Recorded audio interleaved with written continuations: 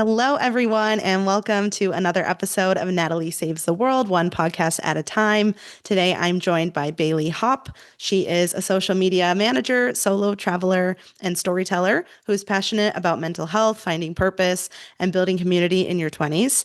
So, Bailey, welcome. Welcome to the podcast. Really excited to have you here. Thank you so much for having me, Natalie. I'm so excited to be here and chat with you and talk about the craziness of life and traveling solo and all the fun that goes along with it.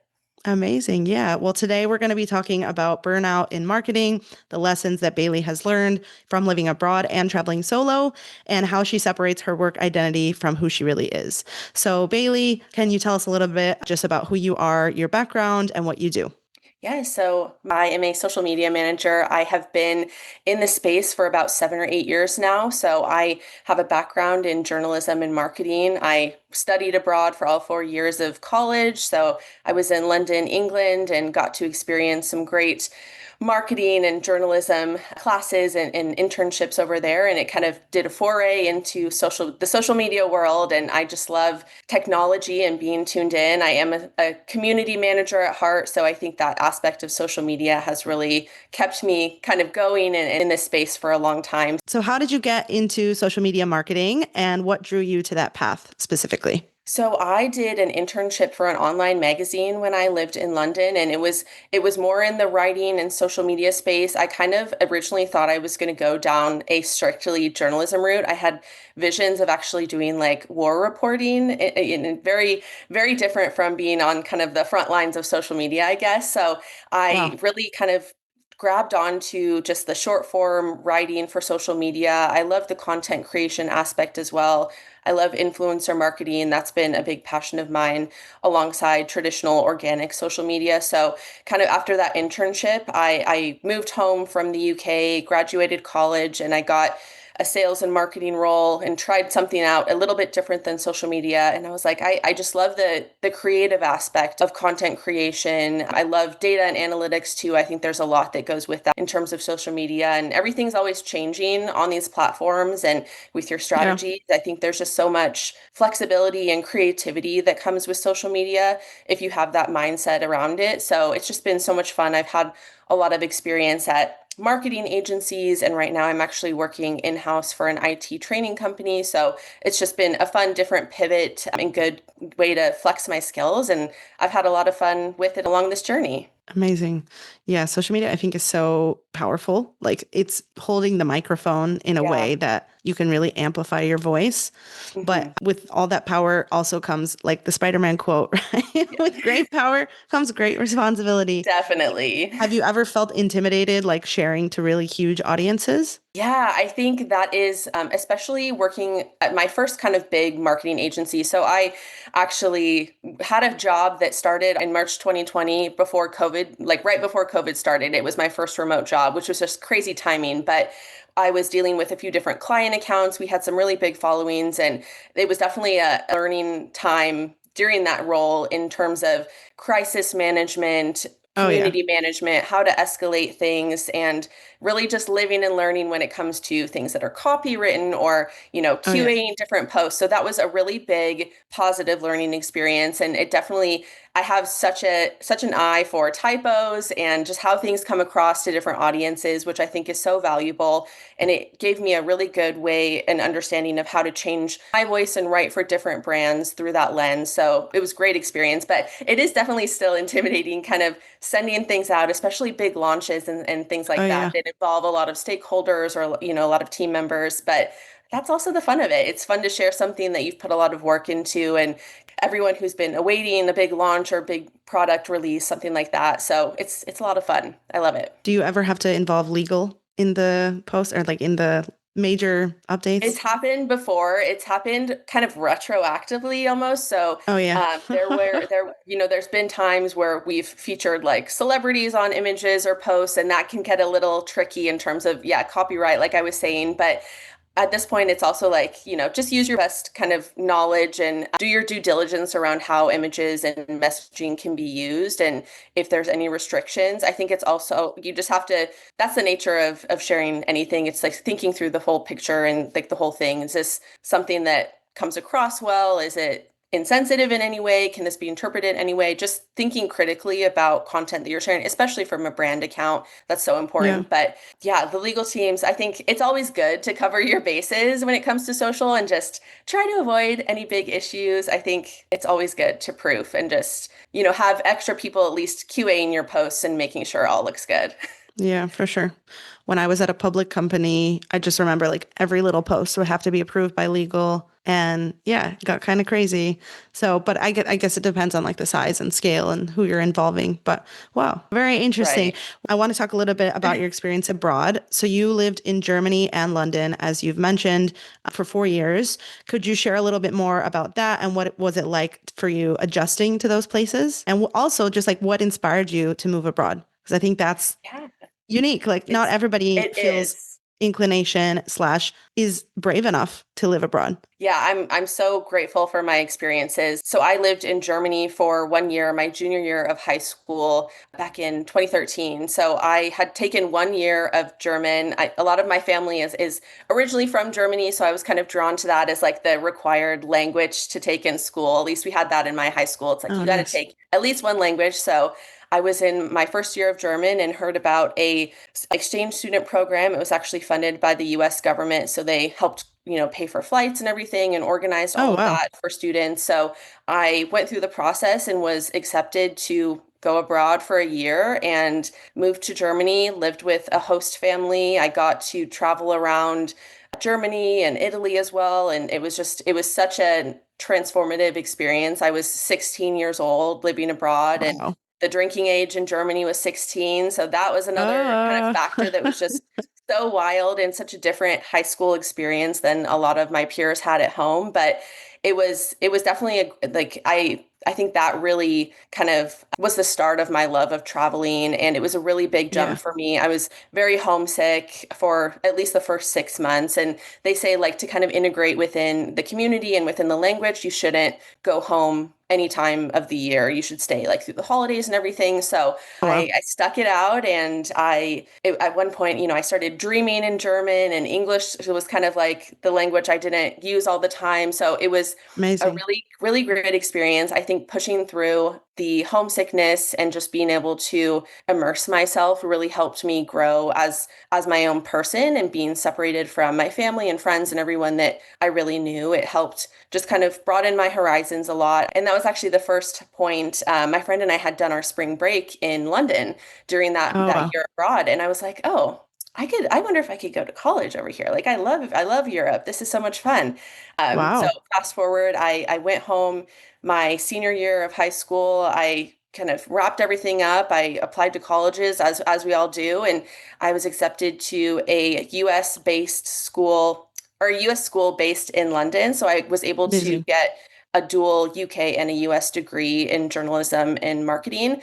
So I Wow. moved there. So I cool. was 18 and kind of packed everything up and went back to Europe and was there all 4 years. And I did come home on the summers and everything. But yeah, I really built a life there. And it was, again, such a learning experience. And that's where I got to solo travel for the first time and really just see a lot more of the world that I hadn't been exposed to, and just have that kind of freedom to feel like an adult and kind of come into my own self and what that looks like. So very, very grateful for the experience, and glad to be back home now. I think having those experiences when I was younger and having that freedom to kind of just fly the coop, if you will, was amazing. Yeah. Wow. Such a cool experience. I wanted to ask, did you like, was there a reason that you came back? Did you just miss your family? Did you want to like build your life long term in the States, or did you think at all about like staying in London or going somewhere else? I don't know. It's so interesting. Yeah, I definitely thought about, so I was on my student visa, so that covered all four Mm, years of living there until I graduated. And then once that visa was up, it was kind of like you can get a work visa, you can get married to somebody and stay here. There was there's a few right. different options, but it is trickier for US citizens to kind of get employed in another country like that when there's not huge demand, especially in a field like marketing and journalism. It's a little bit Right. saturated. So I had kind of come to that point where all of my family was based back here. And I think I wanted to have a home base where I could just kind of travel from and be based here and be part of, Yeah, our holidays and just be around for more family things. So I think for that was sure. kind of a chapter in itself. And it was so full of adventures and stories and fun that I was like, I feel good about kind of closing the chapter on this and Yeah. starting a new one back at home now that I'm a bit older. And I definitely have thought here and there about going somewhere else. Right after COVID, or when we thought it was the tail end of COVID in 2021, I went to Puerto Rico for 6 weeks. So I've done like little stints here and there going other places. Amazing. But yeah, I'm very, very happy being home and just being close to family. And I still love For sure. traveling and doing all of that. So at least it's still out there and just for shorter durations. Yeah, for sure. But there is something very nice about being near family. And I think, especially Yeah. as we get older and our parents get older, yeah, it's just challenging. Like you see Mhm. them basically once a year-ish. And when you have kids, especially, or like if you have children, it makes it even harder for the grandparents and it becomes Yeah. complicated. So totally understand. Well, I also want to talk a little bit about your solo travel experience. So we both not only, I also lived abroad, by the way, like I've mentioned Mhm. this in my previous episodes. My family's very adventurous. My sister also lives in London. Like we're a very international I family. love it. And I also traveled solo, but I would love to hear about your solo travel experience. So what inspired it? Where did you go, etc.? Yeah, so it was a lot of it happened kind of while I was abroad because when you're in Europe, like the flights are Right. so inexpensive. It's just like, how could you not? How could you not take Yeah, for a sure. 40, 50 euro flight an hour away and just go for a weekend and do something? So my Yeah. first solo trip was to Barcelona, and that was, I think, my sophomore year of college. So yeah, I was just like, I'm just gonna do like a long weekend and I booked a hotel and flights and I just had some things on my itinerary, but I was like, I'm just gonna go kind of see how this goes. And it was so much fun. I got like a travel tattoo. Oh, So got my wow. first, so Cute. I got that in Barcelona, like with the language differences, we made it work. But it was so much fun. It was just like what I want to do and what museums I want to visit, which places I want to go try and, eat or get a coffee at, go to the beach. It was so much fun. I think it also made me feel more comfortable in my own skin in terms of like Oh, being able yeah. to sit at a restaurant just by myself or, go to a bar and have a beer. I feel like I'm so comfortable now doing things by myself, which is a great it just feels so nice to not have to hold myself back because somebody else won't come with me somewhere. Like I feel confident to do things by myself. So that was a big Yeah. learning opportunity. And from there, I was like, I love this. This is so much fun. Like Yeah. I'm in control of how late I stay up or, how late I'm out. And from there, I went to Rome for a long solo trip, which was a lot of fun too. And I think just with Amazing. these cities too, you have to build your schedules and see a lot of things all at once, especially in like a short weekend. So being able to kind of pick and choose those. I think my longest solo trip, this was back in 2017. I went to Israel for 2 weeks and was able to kind of go around. I went to Tel Aviv and Jerusalem and saw, some different parts of that country. And it was just really interesting to me. And especially considering kind of the state of the world now, it's wild to look back on that time and kind of I was just going Yeah, because it looked so beautiful and like I had some friends that live there and now it's very interesting to kind of have that to look back on. But very grateful for all of the experiences and just being able to go see these places that I maybe not would have not if I didn't live there. So for sure. just it's just a journey. Yeah. By the way, I used to live in Israel for 8 years. Oh, I lived in Tel Aviv. Yeah, yeah. Long I love story. I Tel lived Aviv. in Tel Aviv. I lived in Spain, like Granada, Spain, and my sister lives in London. Like I said, very international family. I also travel. So I did a 3 month trip across Asia. Basically, I had like a I wouldn't say quarter life crisis, but sort of. Like I was just very Yeah, burned out. I had very I feel that. I was in a tough work situation where I was feeling underappreciated. I felt really burned out and it was just like a YOLO moment. It was like, you know what? The world is really heavy right now. This was just after COVID or like towards the end of Mhm. the heavy COVID times, 2023. And I was like, you know what? Life is short, YOLO. I don't know if I'm Yeah, ever going to get this chance again, especially as we get older with like obligations, right. apartments, kids, marriage, etc. I was like, you know what? I don't know if I'm going to get this chance again to go have this like Do it. life-changing trip. So I did 3 months by myself, 1 month with my ex, so 4 months altogether, 8 countries. all over Wow. Southeast Asia primarily. Amazing. And yeah, like exactly as you said, the best thing about solo travel is that afterwards, first of all, you learn so much about yourself. And second of all, you become so confident and comfortable doing things on your own that you wouldn't have otherwise. So, like you said, like I would go to the movies by myself, I Yeah. would go out to dinner by myself, It's so I would nice. show up to like a pub crawl and I knew nobody and I didn't care and I didn't Yeah. feel judged. And now I have these social skills that I can do the same thing back home. I can show up to like a bar and know nobody there and I don't care, you know? Yeah. But like Absolutely. It's that's just so really rare. nice. Yeah. But I feel like I actually had a whole episode about this as well. And my first episode talked about like just a lot of people are really insecure in social situations. Like they have social anxiety. They feel, I don't know, like intimidated or judged to do certain things in a social Yeah. setting. But after you've traveled solo, you totally remove that barrier because you're like, I could care less what anyone thinks of me. I'm going to show up to this event by myself, know no one, and know that it's fine. And nobody's like, we're all in our own worlds, you know? Absolutely. And I think especially doing those types of things abroad, it's like you're Yeah. dealing with not only just being by yourself, but language barriers and having to Yeah. navigate cultural differences and kind of what that looks like too, and maybe not knowing how certain things go within a specific culture. So I think it Yeah. just really helps. I highly recommend if anyone listening has not done a solo trip, even like a weekend within your state or, a Yeah. neighboring state or something, I'd Even a highly day trip, recommend it. one Yeah, day. it's so Yeah. much fun and you just it's like a date with yourself too. It's just so much fun Yeah. and a great way to just kind of be with yourself and bring a Yeah. book along or listen to a podcast, this podcast and just enjoy the time Exactly. and kind of wander. I think it's so valuable. And I think what's also really special about solo travel is that you can do exactly what you want itinerary Yeah. wise. So like you said, you're in a city for just one weekend and you have like 10 tourist spots that you want to hit in that weekend. If you were with a friend or a partner or whoever, they might have a different agenda or different Mhm. itinerary than you would. And when you're solo, you can do the exact plan that you want. Like Yeah. there's nobody kind of deterring your plans. And that's really special as well.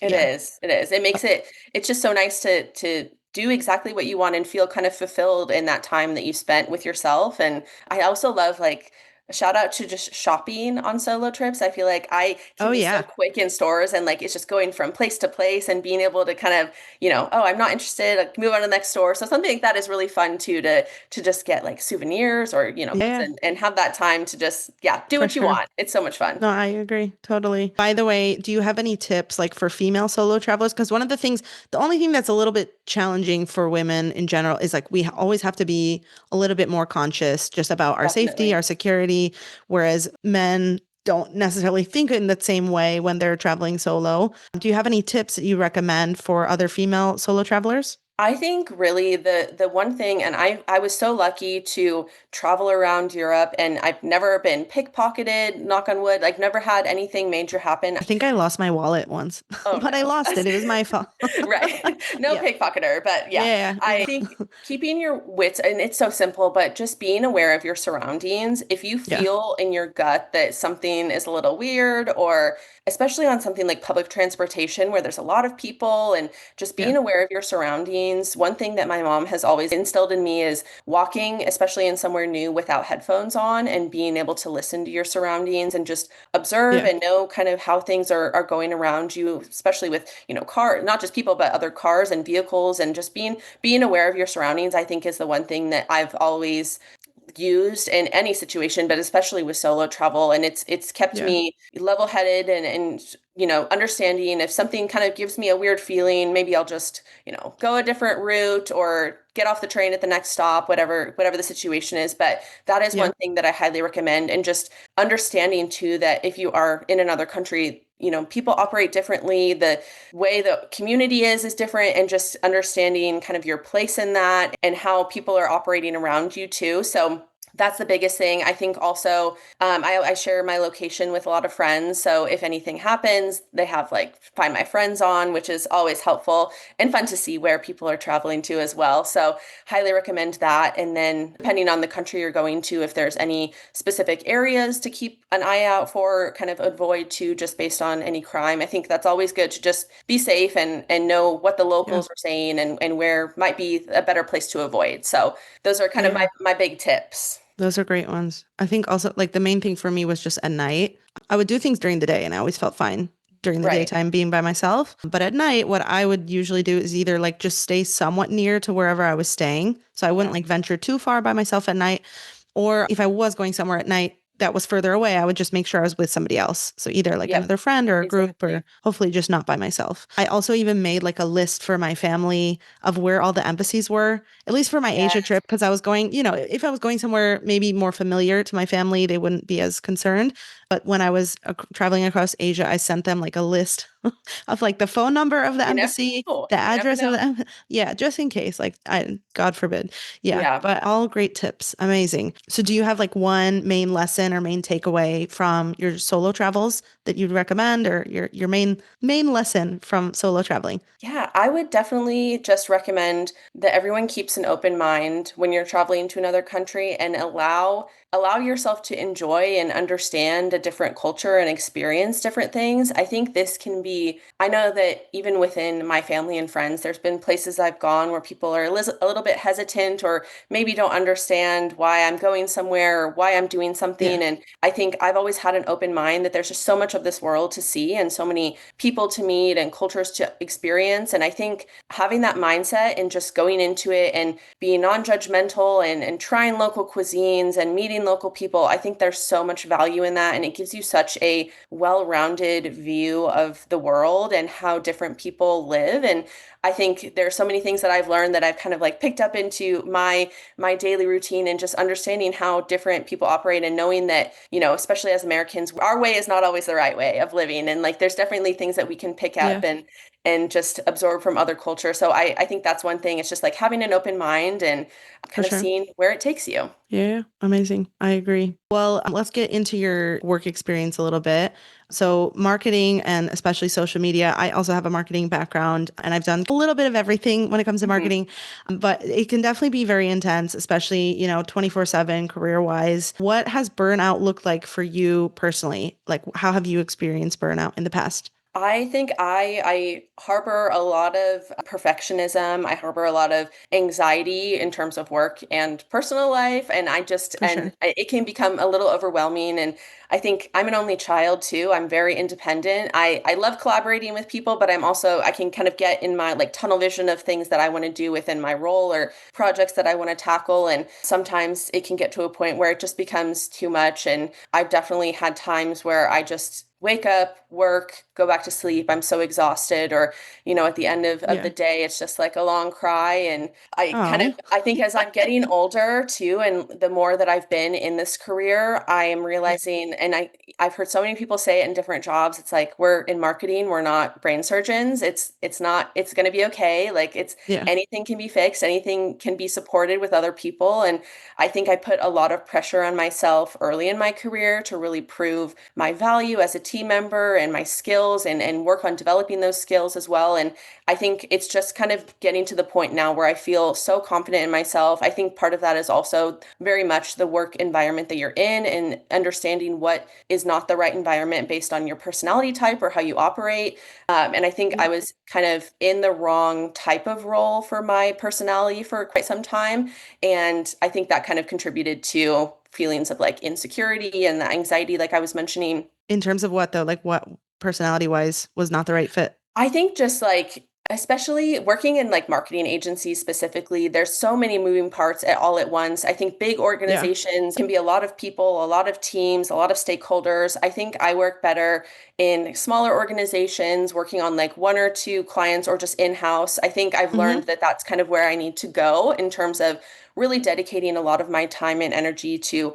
one specific thing or one specific client, not spreading myself too thin, I guess, really. But I think also with that experience at marketing agencies, I learned so much in terms of marketing as an industry and how to Yeah. work with different industries based on our clients. And I loved my experience from that perspective and getting to make so many connections and really learn from leading agencies across the country. So I'm very grateful for that. But for me, I'm like, oof, I think in-house is where I'm at now. For sure. Yeah. I mean, they both have their pros and cons. I They feel do. like agencies can be fun if you're really creative and you like the fact that like you get to work on a million different campaigns at Mhm. once. But yeah, in terms of burnout, it can be a lot. Can be a So bit much. totally. Yeah. Yeah. Totally get it. Amazing. Well, when you were starting to feel burnout, what helped you recognize that you needed to slow down? I think just when it came to feeling overwhelmed before I even started my day, like if I kind of thought about my day ahead and I was like, oh my gosh, I have so much to do. How am I going to tackle it all? I feel like this is just too Yeah. much and I don't know where to start. I feel like unhappy with how my day is going to go and part of that definitely was my own mind just kind of putting myself in that headspace, but I think a lot of it also is the work that you're doing. You should feel excited about it and proud and happy and looking forward to what you have to come on your to-do list. So I think that was part of it. Just realizing that work is definitely a part of our life, but it's also so much of our week and so much of our life that I want to be excited about what I'm doing Yeah. for the most part, not all the time, of course, but for the most part. Yeah. And it just, if it started to feel like too much, I think I was very hard on myself too. And that's like the biggest thing that I think has helped me kind of going into the more now that I'm in more of like a mid, I don't know if I would say senior, but like a mid-level kind of role and like having a good amount of years of experience under my belt. I think that was just a learning curve in terms of being like having a career and being an adult in the workspace. It's like Yeah. you have all of these opportunities, but you don't have to do them all at once. And like it's okay. You're doing the best that you can. And as long as you do that and do the best you can, it's going to be all right. And not everything needs to be perfect. So that is Yeah. one thing that I've been kind of learning, and just being flexible with change too is a big one. So I think it's definitely gotten better in terms of burnout. There's still times where I'm like, all right, I can tell that I need a vacation coming up here soon. And I think that's also it's good to have those breaks and like have be at a company that, recommends you take your PTO and really encourages you to do that. I think those mental health breaks, even just like a day off for a mental health day, are amazing and just a great way to decompress. So it's Yeah. gotten better, but yeah, definitely burnout it's a good lesson in learning your limits and how you can prevent that in the future. For sure. I think nowadays it's so interesting because everyone keeps talking about AI and how AI is going to take all of our jobs and how, I don't know, we're all going to be redundant. We're all going to like not be needed. But then I also feel like at the same time, like burnout is like higher than it's ever been. I think because a lot of companies are trying to just like squeeze as much out of us as they can. And like Hmm. they're kind of using AI to like supplement people. But Right. somehow I feel like it's still making us work just as hard. It's just like, okay, AI will like write this post for me. I don't know. It's still just as hard and just as maybe it's because people are doing more work. Like they're expecting Yeah, because more. of AI support. Yeah. I Exactly. love it Like, as a tool. I mean, I use AI every day. I think it's helped me with a lot of like just kind of starting creative projects and starting outlines for things and yeah. bouncing ideas around research wise. There's a lot of value in it too. I think if you keep AI in mind as a tool to help you do your job well instead of replace what you are capable of, I think there always needs to be a human touch. That's how we connect as people. We need to focus on the humanity at our core. And there's so many benefits to AI, but if you use it correctly. Yeah, no, for sure. I mean, same. I use it obviously, but I don't know. It's just interesting because again, like all these, I don't know. I see posts all the time about how, oh, productivity is like higher than it's ever been. And now, one person can do the work of three people with Right. AI and blah, blah, blah. But like people are still somehow really, really burnt out, it seems. Because Hmm. I guess there's just like a lot of mental pressure now with AI. There's pressure to Right. perform. It's an interesting time, very It is. unprecedented. It is. It's unprecedented times, if you will. Yeah, exactly. Well, how would you say that you separate yourself from being on all the time in a role that demands constant attention, right? Like with social media, it's nonstop. So how do you kind of turn off your work brain when you can? I think I'm so lucky to be in a place. I've been at my current job for my newest job just over a month now, so it's kind of Oh, still wow. new, but I feel like I am in a place where a lot of my team is separating from work. Like a lot of people are done around like 5 or 6, so like six at the Nice. latest, and people it's encouraged to kind of get offline, go for a walk. And I think that's been something that's been so helpful to me is knowing that kind of everyone is on the same board as I am in terms of just being able to separate from the workday. And one Yeah. thing that I recently got that's been kind of a life changer, and I need to use it even more, honestly, but it's called a brick. And it's a little brick, a magnet that you can put on your fridge, and you can lock your phone and turn off all of your apps and everything. So if you lock your phone and let's say you like go away for a weekend, you cannot unlock your phone or use any apps without tapping it on the brick again. So that's been really nice Oh, to lock all of my social media apps and really decompress after the workday. Obviously, leveraging different tools, like we use Sprout Social in our organization to schedule out content. So something like mm-hmm. that really takes the load off in terms of like thinking about content that needs to go out or Because it's whatever the already case is. pre-scheduled. It's already kind of running. So things like that are Right. helping with just automation and efficiency within my role. I think, yeah, again, having people around me that encourage me to take time off and just decompress after the workday. I feel like there's anything social media. Obviously, there's going to be fires that we have to kind of share on social media or put out or whatever the case is. And that's just the Yeah. nature of the role. I know at some point, I might have to do something on a weekend if needed, if there's like something urgent to go out. But overall, feeling like you're in a place where everyone is on the same page as you. It's encouraged to kind of have that separation and not feel anxiety about work. I think that's been really such a game changer for me. And I'm one of those social media managers that like does not use my own social media very actively. I just love to like keep Same. up with Literally friends same. and it's just yeah, I like to share like travel pictures and that's about it. So I think just knowing that I don't have to do much for myself too and I'm just kind of like enjoying it and having fun, keeping up with trends and just using it creatively, I think that's been a good mindset change too. And just having time to dedicate to my company social media and then for my own stuff I'm like I'll Yeah, look at it and kind of see what's going on here and there but just kind of keeping it separate has been lovely. for sure. No, it's so funny because I'm the same. So my current business is primarily with LinkedIn. Like I do a ton of posting on there, but I also during COVID especially, I actually deleted Instagram for like 5 years. Oh my And gosh. now I have the account still. It's still there. I haven't brought myself to delete it. And it's tricky because with this podcast now, I'm trying to promote more on Instagram, Right. but I also don't like for my mental health, it made me really unhappy. Like I think, I don't know, everybody can use it differently and you can find a way, and there is a way to use it where you can amplify your brand and have this impact, but it Mhm. won't impact your mental health. But for me personally, I found that I would like waste hours on there, just like sucked into random addicting stuff that made me feel bad about myself, made me feel all this FOMO. So it's like ironic because I also worked in social media in the past, using Instagram, using all the Right. platforms. And yet, I don't know, I found myself deleting it personally, just it made me feel bad about myself. But yeah, it's all about how you Yeah, use it and finding a way to be effective, but not let it absolutely. affect your mental health. Because some of these tools can have like a major, I think about these youth, the kids now.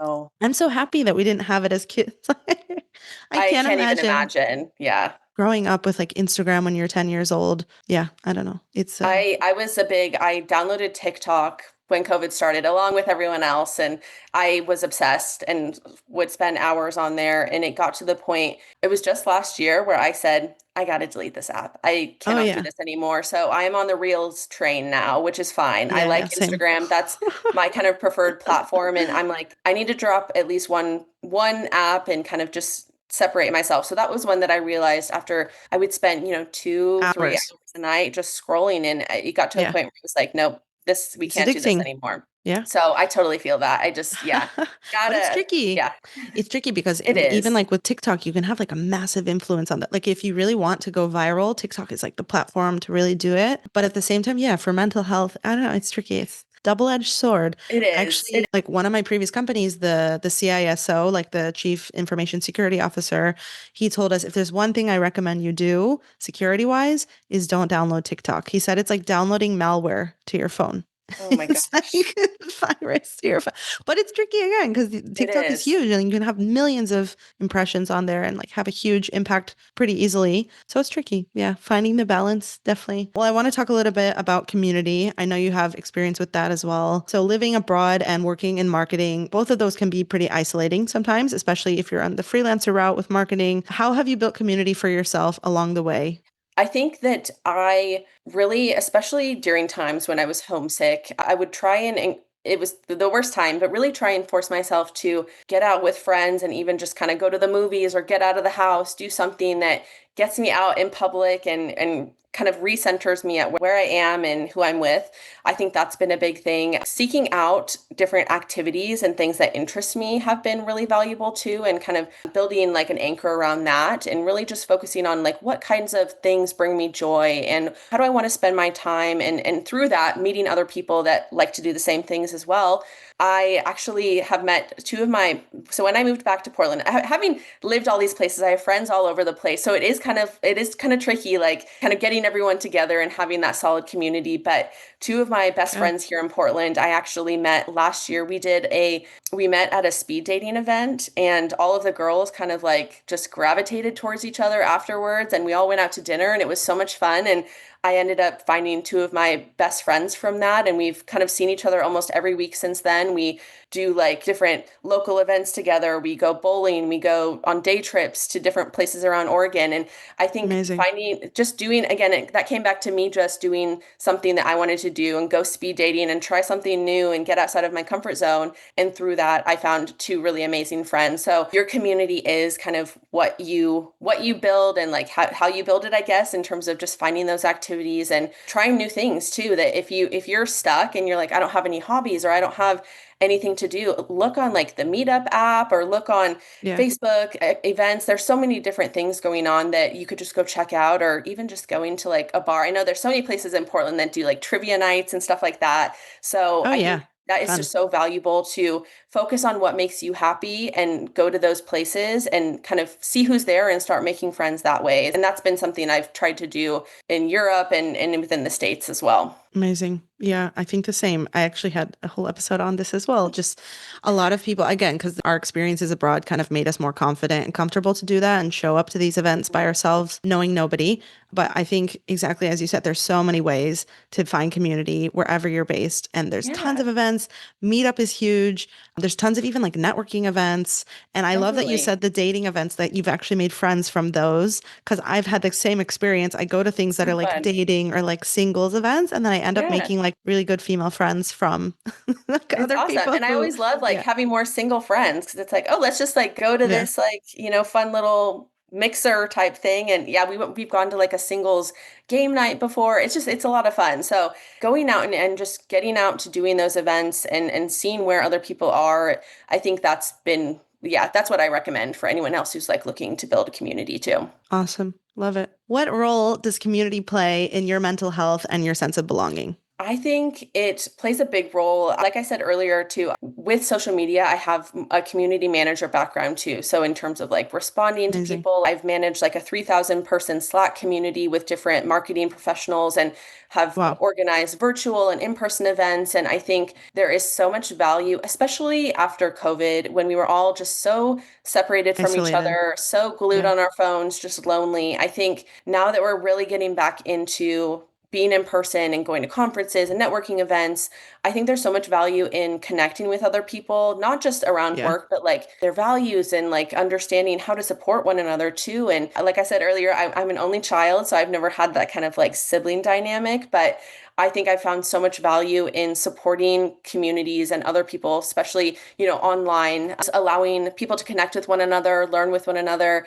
I think from that, I've learned so much about how to connect with people and just, especially on like LinkedIn, like supporting everyone within my network. And I think there's Totally. so much value to authentic connection these days. And especially with like the AI we were talking about, focusing on like humanity and like human values. And I love it. I think that's one aspect of social media that's kind of kept me in this space is just the opportunity to meet and connect with other people, learn from so many other people that you might not have if we didn't have this technology. I think there's so much Yeah. value to it. As much as we talk about the negative sides of social media and the internet in general, there's so much value that we wouldn't have had Yeah. otherwise. So true. I agree.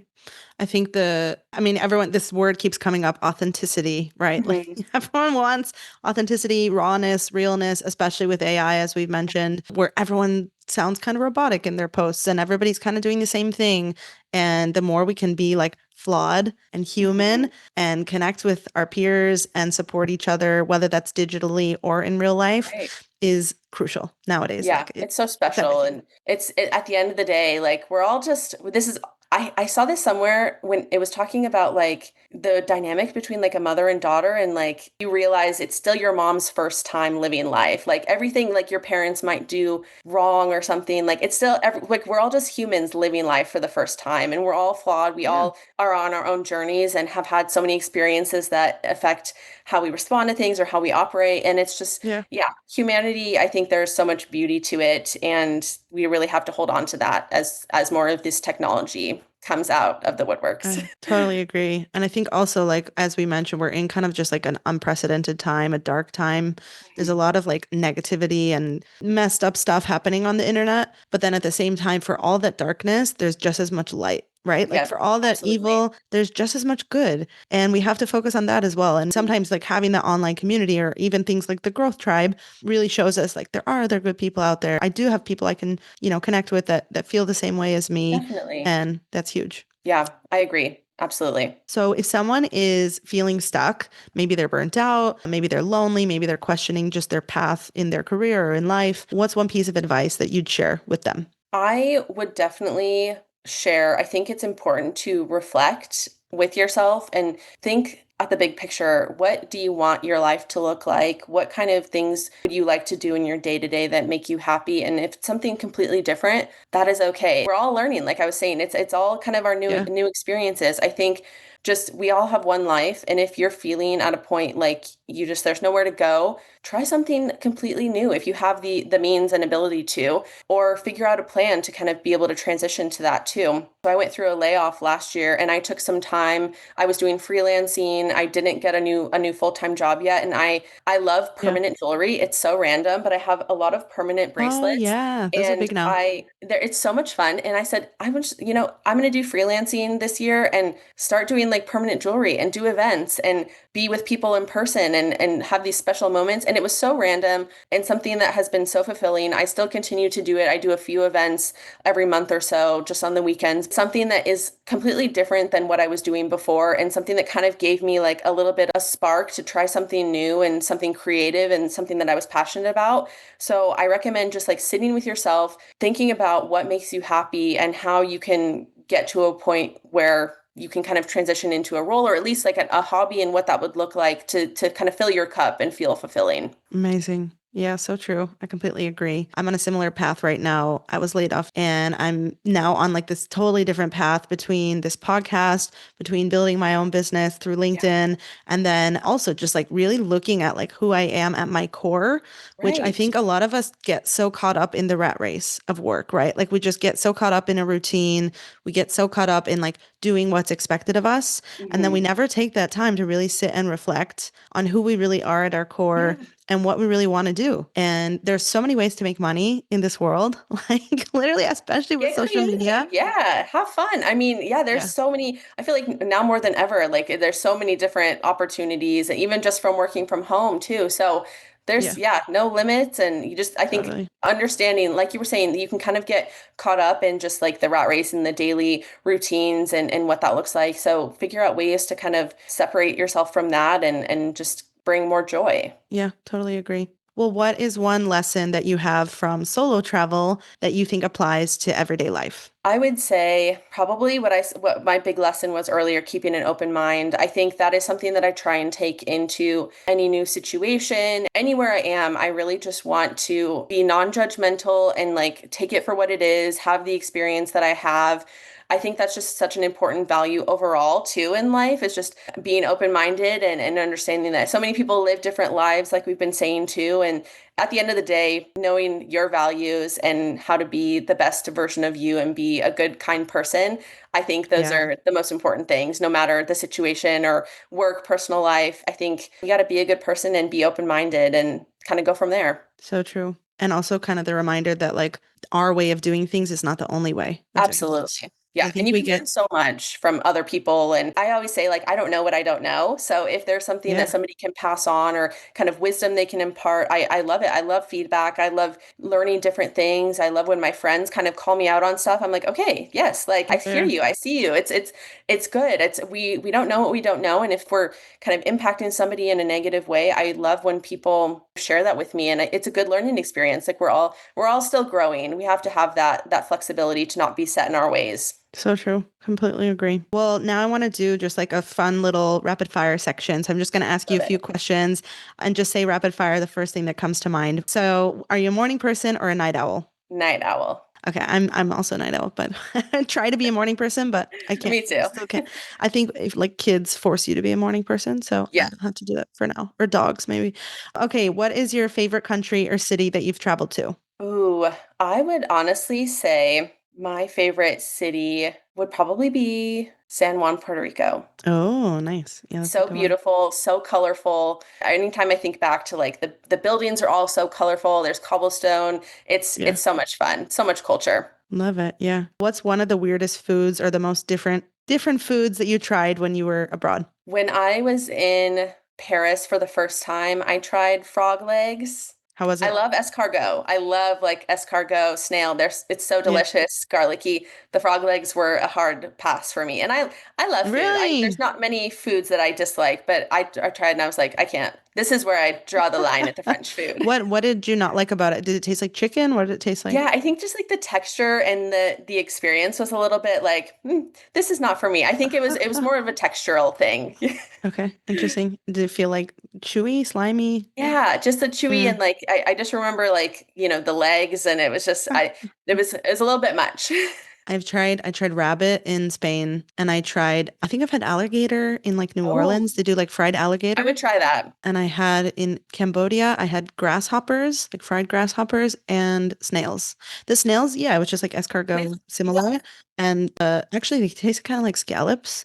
And the grasshoppers actually did taste like buggy, like you tasted like the bug texture, Little but earthy. the flavor was actually really nice. Like they flavored them with nice spices and I don't know. I could see I how love it. people I'll could. try anything once at Yeah, least. right. Same. Okay, nice. Well, what's one country that's still left on your bucket list? Oh, there's so many. I really would love to make it to do a big trip in Australia. I think there's so, Oh like, yeah, it's just such same. a beautiful country. There's so many different sides of it from what I've researched too. And I think I would love to do Yeah, like a really big, even like a month or 6 week long trip and just kind of go around the country, see all of the different beaches and cities and kind of outback as yeah. well. So that's one that I'd love to plan for at some point. Same, same, same. I also want to do India, like a big India Me trip. too. I feel like that could be like several months even, just India, because Yeah. it's a lot to see. Okay, amazing. What's your favorite emoji to use on social media? I love the eyes emoji. I use The it hard far eyes too much. or just the eyes? Like the Oh, eyes looking to the side, like the side eye. I love it. yeah, that's a It's good one. just so relatable. It's so applicable in many different social settings and contexts. It's my go-to. I love it. I like that one. I also like the grimacing face, like the Yeah, I use that a lot. there's so many so good ones. Amazing. And are you pro emoji? Like you're a fan of using emojis in I am. captions, everything? And that is one thing I feel like people have been like AI kind of uses emojis in a funny way. So that is Yeah. something like trying to like as an emoji lover, I'm like, I don't want this to come across like I'm using AI. This is totally just me. Yeah. So I think For using them sure. intentionally and just kind of, yeah, trying to make it not look AI-y. I'm like, this is me. I love Yeah, yeah, yeah. emoji. Oh Sorry. yeah. It's so funny. I literally just had a post about this, like how to tell if it was a the M dashes, they've ruined M dashes. I Yep. loved M Me dashes. too. And yeah, you have to be like careful with your emoji usage now. Devastating. Um, what's your go-to ritual for de-stressing? When it's not summer, I can't take a bath in the summer, but I love like a bubble bath. Really? Even like a cold bath? I haven't tried that. I really should have. We had some 90-degree days here. I just love Try the it. AC, but It's like a I cold love is plunge. like the rest of the year, like a nice bubble bath with like candles and a Yeah. podcast or something playing. It's so relaxing. It's just so nice. I love like a really warm bath in the dead of winter. It's Oh yeah. perfect. I'm a big bath girly also. Yeah, Take a lot of so baths. nice. Okay, amazing. What is the best piece of advice that you've ever received? Oh my gosh, there's so many. I've had so many great bosses and mentors along the way. I think just remembering that I have gotten myself this far and like you are capable of your skills. You have done all of this work that have gotten you to this point. I think that's something that I try and keep in my mind all the time, but especially now at this point in my career. And I've had so many people that I'm very much like a words of affirmation kind of love language person. So hearing that type of feedback and affirmation, I guess, that I am doing a great job and like just to remember that for myself too, that I've gotten myself to this Yeah. point. I have done great work and I have so much ahead of of me too. I think it's just such a great reminder and just something to keep in mind as like a perfectionist and somebody who can kind of get a little stressed about work. But that's one thing that has really helped me and kind of centered me too when I get to a point where I'm like, I don't know if I'm capable of this. Like, yes, Yeah. you've gotten this far. You can do great things. So that's Love probably the it. big thing. Yeah. So true. I completely agree. I think we're really hard on ourselves, right? Hmm. Like we are always putting ourselves down or having imposter syndrome, but we have to remember that we are amazing and we're We doing are. so much. Yes, Give absolutely. ourselves a pat on the back. Love it. Okay, awesome. Well, Bailey, thank you so much for joining me. This was such a fun conversation. I'm really inspired and I loved everything that we talked about in terms of travel, resilience, finding purpose, burnout, marketing, and beyond. Where can my listeners connect with you and keep up with your journey? So I am a LinkedIn person, Bailey Hopp. I'm connected with Natalie as well, and I'll be sharing the podcast out. But I love sharing real posts on LinkedIn and highlighting fun projects I'm working on, also sharing travels and fun personal projects I'm doing. So would love to connect with anyone, or if you're looking for any social media advice, or if you're kind of going into the social media marketing space, always around to kind of talk through or brainstorm things and support however I can. Again, love community and building my community. So I appreciate being here and chatting with you, Natalie. And I'm, yeah, just excited to kind of follow along with your journey and cheer you on. Yay, love it. Amazing. Well, thank you so much, Bailey. This is such a pleasure. And thank you all for listening to another episode of Natalie Saves the World, one podcast at a time.